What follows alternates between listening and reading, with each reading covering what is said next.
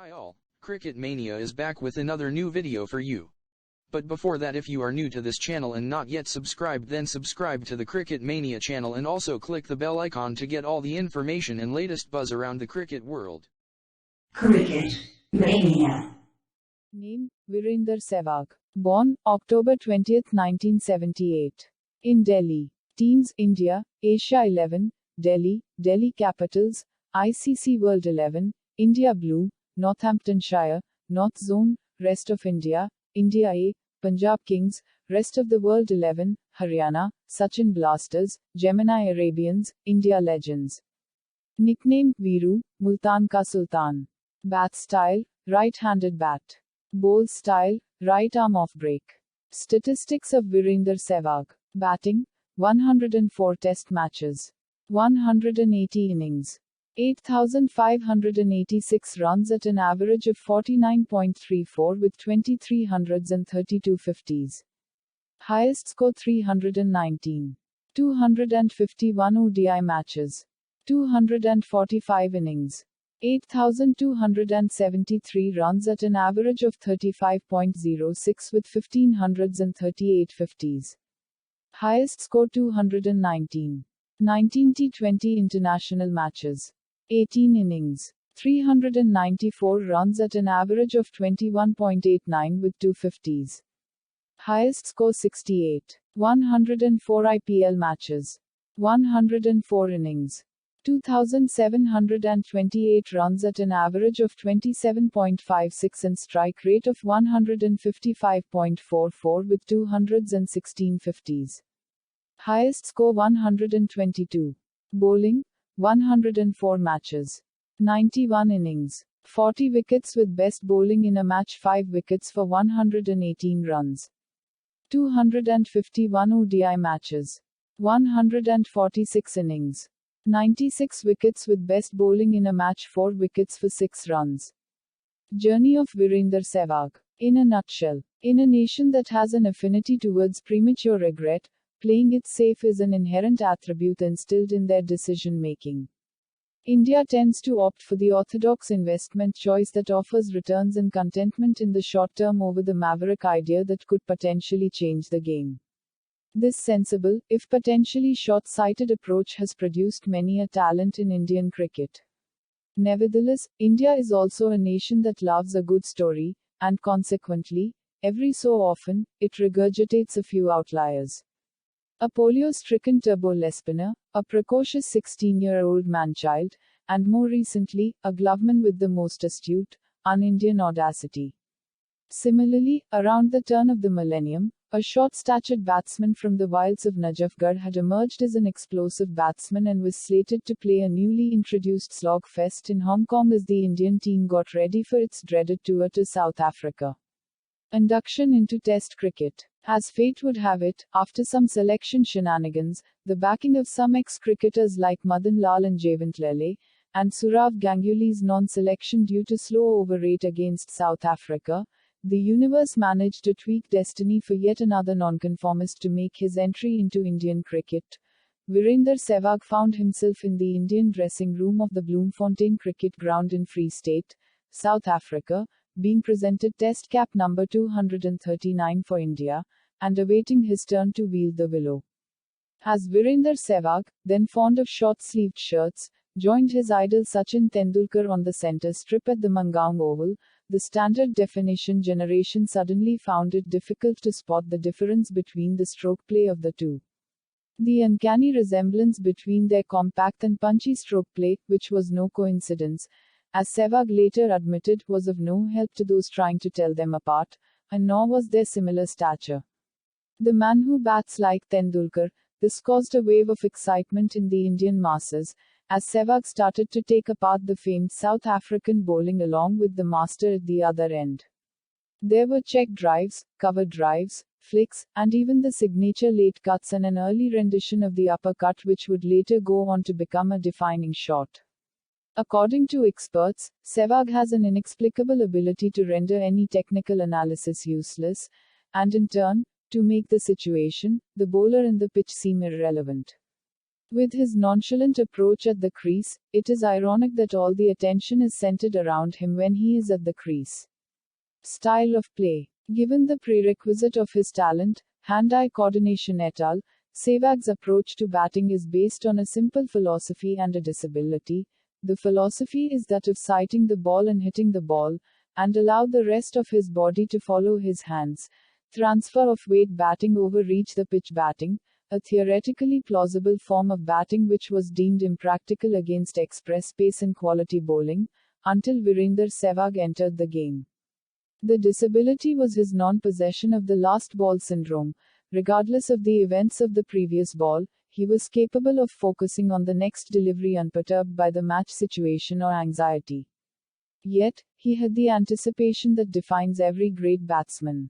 Due to his style of play, Sehwag was initially typecast as a limited overs specialist, and had to wait 2 years after making his ODI debut to play a test match. But in an ironic twist of fate, it is his test record that is far more imposing, while he has not done justice to his enormous talent in one-day internationals. After some middling performances when he came into the scene initially, Sehwag exploded when sent in to open the innings against New Zealand in his 15th ODI, scoring a century off 69 balls and announcing himself to the world. His strike rate in ODI is second only to Shahid Afridi amongst the batsmen who have scored at least 1,000 runs, but his average of just 34 runs is far below his test match average of 49.34. In ODIs, Sehwag has always threatened to take the match away from the opposition, but not done it often enough, residing to being the top-order cameo player and hammering the leather of the ball to make life easier for the middle order. Even so, he held the record for the fastest ODI 100 by an Indian, of 60 balls, for 4 years before Virat Kohli stormed past it in the Sixthan series against Australia in 2013. Furthermore, in December 2011, Sehwag scored a remarkable 219 in an ODI against the West Indies at Indore, which was only the second ODI double hundred at the time, and the highest ever score in ODIs until Rohit Sharma blazed past it during his epic 264 in late 2014. Revolutionizing the Test opener. His Test record, however, set him apart and truly stumped the great minds of the game. After being typecast as a limited overs player due to his aggressive and unorthodox approach at the crease, the astute mind of Sourav Ganguly perhaps saw something that no one else did, and Sehwag was thrust into the opening role along with Sanjay Bangar on the tour to England in 2002. On a seeming green top in Nottingham with the homeowners breathing down his neck, Sehwag used his simple, compact technique to give himself enough time for the ball to come onto him, and nullified all new ball woes with a fantastic 105 in the first innings and made the spot his own. Sehwag continued to redefine the opener's role at the Test level, with a golden run of form after he was thrust into the top order. After 100 against the West Indies at home, Sehwag made the Boxing Day Test of 2003 his own with an attacking 100 at the Melbourne Cricket Ground, and fell just 5 short of his first double hundred in Tests whilst trying to clear the mid-wicket boundary to get there. Nevertheless, such was the audacity of the man, that only a few months later, when on 297 not out against Pakistan in Multan, Sehwag hoisted Sutlan Mushtaq for 6 to bring an end to a 72-year-old wait and became India's first ever triple centurion in Test cricket. A penchant for daddy hundreds was a defining part of his Test career, with 13 out of 23 Test centuries in excess of 150. Sehwag went on to make another triple hundred, as the visiting Proteas facing his wrath in the sapping heat of Chennai in March 2008. A phenomenal feat against an attack consisting of Dale Steyn, Mon Morkel, Jacques Kallis and Makhaya Antony at the peak of their fitness. Not to mention the fact that this was the fastest triple hundred in the history of Test cricket, as he joined an elite list of players who have scored 2 Test triple hundreds, only behind Sir Donald George Bradman and Brian Charles Lara. In 2006, during India's tour of Pakistan, Sehwag combined with Rahul Dravid to score phenomenal and chanceless 254 on the way to a 410-run partnership, just falling short of the record for the highest first wicket stand set by Vinu Mankad and Pankaj Roy almost 50 years ago.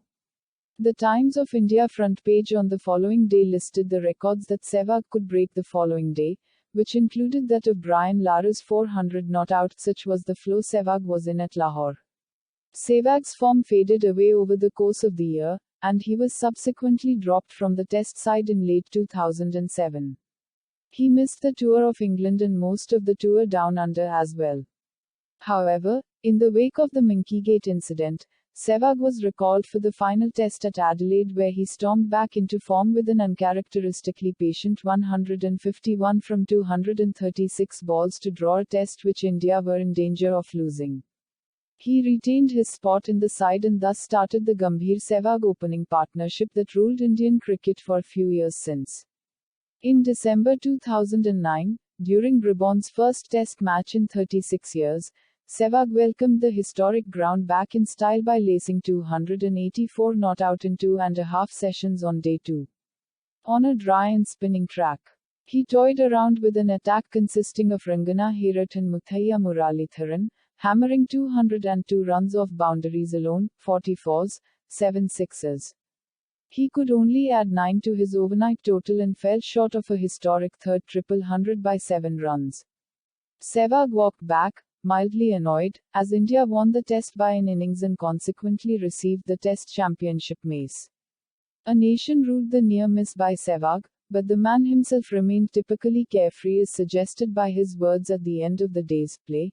Not many people have got 2 triple centuries and followed that with 293. Sehwag had a golden year in 2010, as he took apart bowling attacks in a year with a plethora of home series. He started off with South Africa, taking their attack apart in a scintillating 165 in Kolkata as India went on to win a thrilling Test in the last session to draw the series. A string of excellent performances saw him win the most prestigious award in Test cricket, the ICC Test Player of the Year, as he went into the World Cup of 2011 in sublime form and formed a formidable partnership with Sachin Tendulkar, laying into bowling attacks and hammering the new ball out of shape. His famous streak of first ball fours in the World Cup to put India firmly in control from ball 1 started on the first ball of tournament as he flayed Shafiul Islam for 4 against Bangladesh to start with, on his way to an explosive 175. He played other innings of note too, including a 73 against South Africa to set the tone for a tornado even Steyn & Co. didn't see coming, and a momentum-changing 38 in the semi-final, in which he hammered Pakistan's best bowler, Umar Gul, for 4 fours in an over and handed India the momentum in a relatively low-scoring game which they went on to win.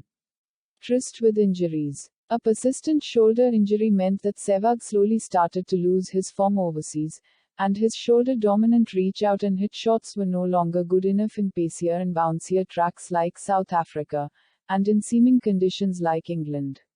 He continued to be a major force in the subcontinent, though, and played a handsome role in India's 2011 World Cup triumph. He set the platform for the campaign with a blistering 175 against Bangladesh in Dhaka and played important, tone-setting knocks throughout the tournament by throwing opening bowlers off their game by hitting them for fours off the first ball of the innings. His opening stand of 145 with Tendulkar against South Africa was vital, as he scored a quick 73, only for the middle order to capsize at the death. One of his more underrated innings was the 25-ball 38 on an initially seaming and subsequently turning track in the semi-final against Pakistan, where he hammered Pakistan's spearhead Umar Gul for 5 boundaries in his second over and broke his confidence. In the hangover of the 2011 World Cup triumph, his injury aggravated and there were questions asked of his fitness and his performance. In his last 20 appearances he managed just 1 score of 100 or more, a stat that reflected India's poor run in Test cricket during the period. His shoulder injury and deteriorating eyesight was starting to affect his game, particularly in the bouncier and faster away conditions. Nevertheless, Sehwag was called back, mid-injury, for the Manchester Test in 2011 as an emergency measure, only to be dismissed for a king pair as India went on to be whitewashed 0-4 in England. In the subsequent 0-4 whitewash in Australia later that year, He was one of the better batsmen as he scored 250s in Melbourne and Adelaide, and managed to cling on to his place in the side. The aging titans of Indian cricket came into serious question after they were beaten 1-2 in their own backyard by England in late 2012, but Sehwag got a final chance and was retained in the side for the home test series against Australia, based on his 100 in Ahmedabad against England. Alas, a string of poor scores meant he was forced out of the side for the last 2 tests, and we never saw him in the off-whites again. The twilight. He went back to the domestic circuit in a quest to regain his spot in the national side but couldn't quite manage the wizardry of old. Sehwag played for Delhi Daredevils since the inception of the IPL till the 6th edition, but the franchise decided not to retain him for the 7th. After his test retirement, he went into the auctions pool and was signed by Kings 11 Punjab and performed admirably for them with a 58-ball 122 in the eliminator of the 2014 IPL, which drove the franchise into its inaugural final. The following IPL, a disappointing tournament for Sehwag, was his final season as he took over the management of the Punjab franchise. He called it quits from all competitive cricket on the 20th of October 2015, his 37th birthday, drawing a curtain on a decorated career that saw several highs and lows. World Cups, king pairs, triple hundreds and whitewashes. Qualitatively speaking, despite being able to play out challenging phases of play against the new ball, he was ousted from the test team due to lack of big scores in the twilight of his career. It's certainly a question of a closer inspection and qualitative analysis in a country obsessed with statistics and has no place for assisting batsmen. When asked to comment on his ouster and never donning the India colours again and his tryst with the one-dimensional selection committee, Sehwag signed off with typically blithe disregard and a carefree rhetorical question, and whose loss is that? That's it guys for now. If you like this video then hit that like button. Also don't forget to share it with your buddies. And let us know your thoughts on this in the comment section. Tada!